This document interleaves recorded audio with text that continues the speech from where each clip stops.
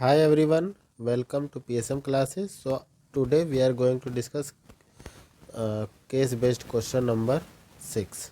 Okay, तो चलिए देखते हैं इस क्वेश्चन में हमें क्या गिवन है.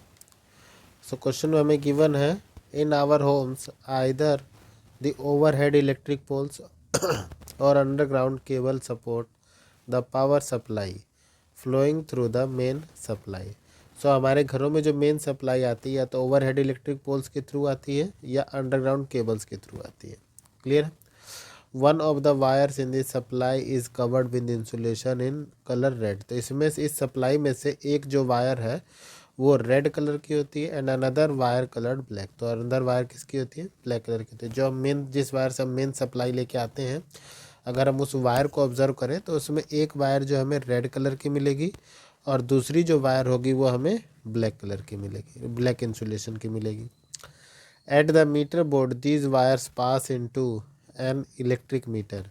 सो अब आप अगर डायग्राम को देख पा रहे हैं तो इस डायग्राम में आपको विजिबल होगा कि यहाँ पर जो है ये जो सप्लाई आ रही है वायर, दोनों एक रेड वायर और एक ब्लैक वायर, ये दोनों एक इलेक्ट्रिक मीटर के थ्रू पास होती है. क्लियर है. Pass through into an electric meter through the main fuse. अब किसके थ्रू पास होती है? मेन फ्यूज के थ्रू पास होती है. The main switch, live wire and the neutral wire are in connection to the line wires in our homes. So इसमें जो है इसके आगे मेन स्विच और लाइव वायर, न्यूट्रल वायर का जो है कनेक्शन और मतलब कि हमारे घरों में होता है. These wires then supply electricity to separate electric circuit within house. और इसके बाद जो है ये डिफरेंट सर्किट्स में इलेक्ट्रिसिटी को सप्लाई करते हैं. सो बेसिकली यहाँ पर हमें जो है एक होम इलेक्ट्रिक सर्किट गिवन है और होम इलेक्ट्रिक सर्किट्स के कंपोनेंट जो है वो आपको ऑलरेडी पता है कि फ्यूज़ होता है, इलेक्ट्रिक मीटर होता है, मेन स्विच होता है और फिर मेन स्विच से जो है डिफरेंट वायर्स जो है जैसे लाइव वायर और न्यूट्रल वायर जो है वो डिफरेंट जो है अप्लायंसेस में जाती हैं और यहाँ से उसको इलेक्ट्रिसिटी प्रोवाइड करती हैं. तो चलिए देखते हैं कि इस क्वेश्चन से रिलेटेड क्या क्या हमें क्वेश्चंस पूछे गए हैं. सो फर्स्ट क्वेश्चन अगर हम देखें तो हमसे पूछा गया है what is the colour of the live wire. तो अगर हम लाइव वायर की बात करते हैं तो लाइव वायर का जो कलर है वो कैसा होता है? रेड कलर होता है. क्लियर है. चलिए सेकंड क्वेश्चन की बात करते हैं. Where is the fuse placed in the electric supply in the above given figure. So इसमें फ्यूज़ कहाँ प्लेस्ड है? तो फ्यूज़ जो है आपको कहाँ मिलेगा? फ्यूज़ आपको मिलेगा इलेक्ट्रिक मीटर से पहले. ठीक है ना. फ्यूज़ आपको कहाँ मिलेगा? इलेक्ट्रिक मीटर से पहले. तो ये आपका क्या है? फ्यूज़ है. ठीक है. और किस में मिलेगा? लाइव वायर में मिलेगा और सीरीज कॉम्बिनेशन में मिलेगा. ठीक है ना. मीटर के साथ सीरीज में होगा, मीटर से पहले होगा और लाइव वायर में होगा. नेक्स्ट हमसे बोला गया है what is the commercial unit of power supply. So commercial unit of power supply is kilo watt hour. Okay. So हमें ये भी पता होना चाहिए किलो वाट आवर किसके इक्वल होता है. तो 1 किलो वाट आवर इक्वल होता है 3.6 इंटू 10⁻6 जूल. क्लियर है. 3.6 इंटू 10⁻6 जूल के इक्वल होता है.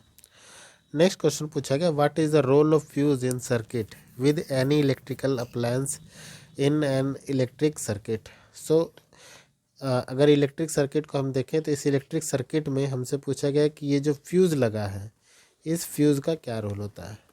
तो बेसिकली अगर हम लोग फ्यूज़ की बात करते हैं तो फ्यूज़ जो है ऐसे मटेरियल का बनाया जाता है जिसका रेजिस्टेंस कैसा हो? हाई हो. रेजिस्टेंस हाई हो और मेल्टिंग पॉइंट कैसा हो? लो हो. ठीक है ना. अब इसके अकॉर्डिंग हम हर एक जो है फ्यूज़ की रेटिंग भी करते हैं. रेटिंग में हम ये बता सकते हैं कि कितना करंट इससे पास हो ताकि ये फ्यूज़ जो है वो मेल्ट ना हो. अब इसका फंक्शन क्या होता है? फंक्शन ये होता है कि जब एक इसकी रेटिंग के अकॉर्डिंग जब करंट इससे पास होता है तो ये क्या करेगा? उस करंट को इसके थ्रू जाने देगा. ठीक है. तो आगे इलेक्ट्रिकल अप्लायंस को इलेक्ट्रिसिटी मिलेगी.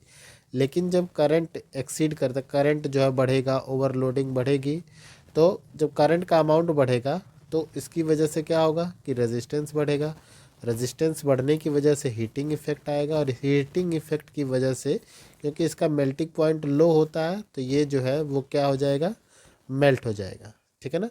अगर करंट का अमाउंट इसके जितने करंट के लिए रेटिंग किया गया उससे ज़्यादा होता है, उससे एक्सीड करता है, तो फ्यूज़ जो है वो क्या हो जाता है, मेल्ट हो जाता है। अब मेल्ट होने के क्या बेनिफिट्स है, फ्यूज़ जब मेल्ट होता है तो इसके आगे जो भी इलेक्ट्रिकल अप्लायंस है उसको इलेक्ट्रिसिटी की सप्लाई जो है वो क्या हो जाती है, बंद हो जाती है।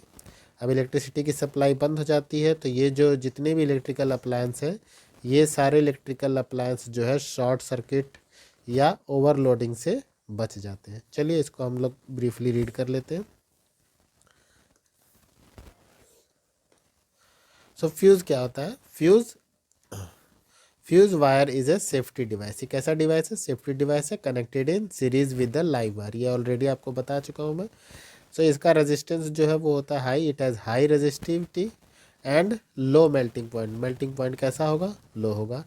It melt when a sudden अर्ज of large current pass through it. तो अगर अचानक से कोई लार्ज करंट इसके थ्रू पास होगा तो ये क्या हो जाएगा, मेल्ट हो जाएगा। And disconnect the entire circuit from the electrical supply, और पूरे सर्किट में जो इलेक्ट्रिकल सप्लाई क्या हो जाएगी, डिस्कनेक्ट हो जाएगी। So thus it protect the appliance due to short circuiting और ओवरलोडिंग। तो इससे क्या होगा कि ये जो है अप्लायंस को शॉर्ट सर्किटिंग और ओवरलोडिंग से प्रोटेक्ट कर लेगा। As current exceed the limit for which fuse is rated. तो मैं आपको ऑलरेडी बता चुका हूँ कि हर एक फ्यूज़ को जो है अलग अलग रेटेड किया गया होता है अप्लायंस के अकॉर्डिंग कि कितना करंट इसके थ्रू पास हो जिससे ये मेल्ट ना हो। अगर करंट का अमाउंट उसके रेटेड अमाउंट से ज़्यादा होगा तो ये क्या हो जाएगा, मेल्ट हो जाएगा। Then it blows off and the appliance is disconnected. Okay, thanks to all of you.